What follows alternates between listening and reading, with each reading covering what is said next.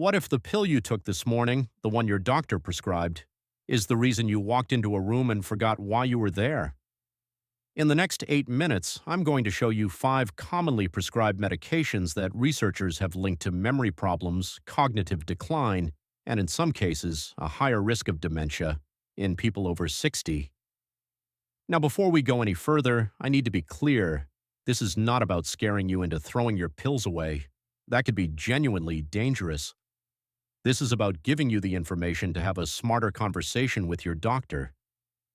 Because here's what most doctors simply don't have time to explain during a 15-minute appointment, and what could make a real difference for your brain. If you're over 60, chances are you're taking at least one prescription medication. Many people are taking 3, 4, or 5. That's not unusual. That's just the reality of managing health conditions that accumulate with age. But here's what's also true. The older we get, the slower our bodies process medications. Our kidneys filter less efficiently. Our liver metabolizes drugs more slowly, and our brains become more sensitive to chemical interference. That means a drug that was perfectly safe for you at 45 can have very different effects at 65 or 75. And one of the most common, and least discussed, side effects is what researchers call drug-induced cognitive impairment, pause, then quieter. Read that again, not dementia, not age, their own medications, and most of it is reversible if caught in time. Let's go through the 5 biggest offenders. Number 1 is a class of drugs called Anticholinergics, and you've almost certainly taken one without knowing the name. These are drugs that block a chemical in your brain called acetylcholine, and here's why that matters. Acetylcholine is your memory chemical. It's essential for learning, recall, and attention. Anticholinergics are found in bladder medications like oxybutynin and tolterodine, in some antidepressants, in drugs for Parkinson's disease, and even in common over-the-counter antihistamines like Benadryl, which we'll come back to. A landmark study published in JAMA Internal Medicine found that older adults using strong anticholinergic drugs had a significantly steeper decline in memory, psychomotor speed, and cognitive flexibility compared to non-users.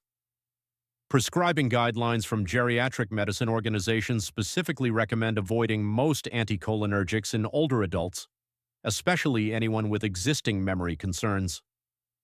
The red flags to watch for: new confusion, difficulty concentrating, forgetting recent conversations, or feeling mentally foggy shortly after starting a new medication. G. Ask your doctor, is there a non-anticholinergic alternative for my condition? Number 2, benzodiazepines. These are among the most commonly prescribed medications for anxiety and sleep in older adults, and they are also among the most consistently linked to cognitive harm. You may know them by their brand names: Xanax, Valium, Ativan, Klonopin. These drugs work on the brain's GABA system, the same system involved in learning, memory, and attention. Multiple longitudinal studies, including a large Irish study tracking adults over the age of 50 for 4 years, found that benzodiazepine use was associated with measurable cognitive decline over time. The trouble is, benzodiazepines are often prescribed for legitimate problems: panic attacks, severe insomnia, anxiety after a traumatic event. And for short-term use in younger adults, they can be appropriate. But in older adults, what starts as a 2-week prescription can silently become a years-long habit. The brain adapts. Stopping becomes difficult. And all the while, your memory, quietly, pays the price. G. Ask your doctor, can CBTI or an SSRI replace my anxiety or sleep medication? Softer, slower tone. Think about someone in your life, or maybe yourself, who started becoming forgetful in their 60s, who started repeating themselves, who the family started quietly worrying about. Before you assume that's just aging, ask, when did the medication start? Number 3, the so-called Z drugs, prescription sleep medications like Zolpidem, which you may know as Ambien. These work in a similar way to benzodiazepines and carry many of the same cognitive risks, despite often being marketed as safer alternatives. A study published in the journal Medicine found that older adults who took zolpidem more frequently showed a significantly higher risk of developing reversible dementia. And importantly, the research showed a dose-response relationship. The more doses taken over a lifetime, the greater the risk. There's also a compounding factor that makes this particularly concerning. Z drugs are frequently prescribed for insomnia, but poor sleep itself damages memory. So you're left with a cruel double bind. The condition causing the memory problem and the medication for it may both be working against your brain. The good news? There is a well-researched, highly effective non-drug treatment for insomnia, cognitive behavioral therapy for insomnia, or CBTI. Multiple studies show it outperforms sleeping pills for long-term results without the side effects. G. Ask your doctor. Can I try CBTI before continuing my sleep medication? Number 4 is the most controversial on this list. Statins, cholesterol-lowering drugs like atorvastatin, simvastatin, and rosuvastatin. Now let me be very precise here, because this is where nuance matters enormously.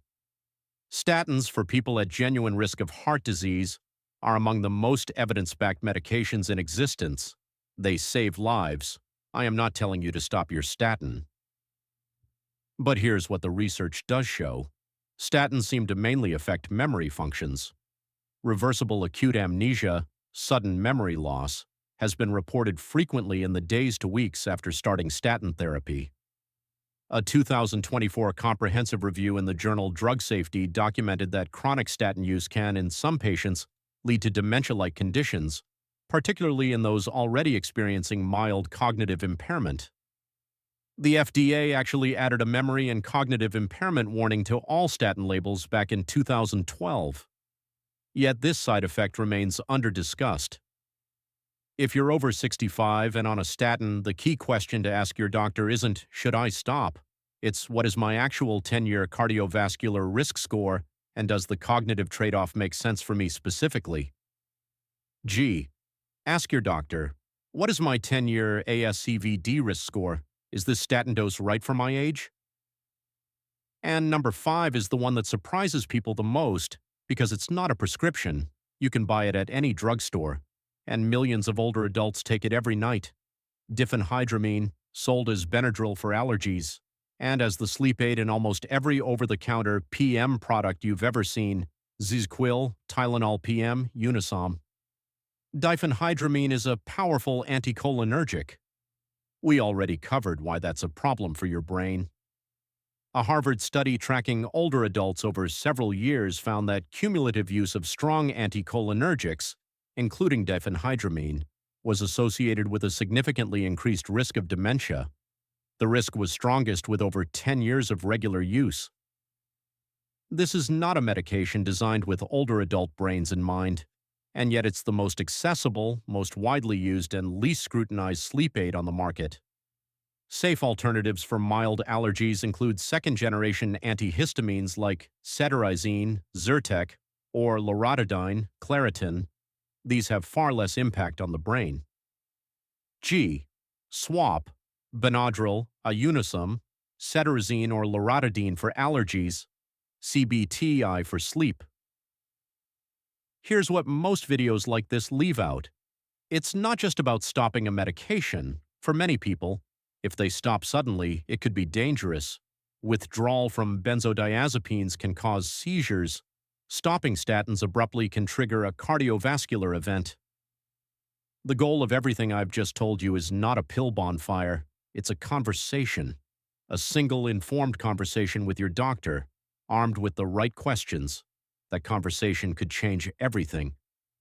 Here is exactly how to approach that conversation. 5 questions. One for each medication category.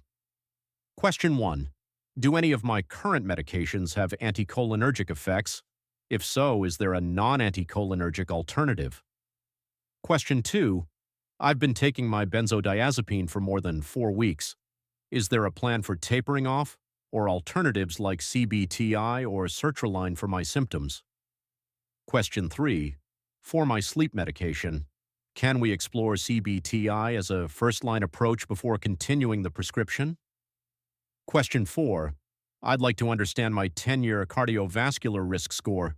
Given my age and cognitive health, is my current statin dose and type still appropriate? Question 5. I've been using diphenhydramine-based products. Are there safer alternatives for my allergy or sleep symptoms?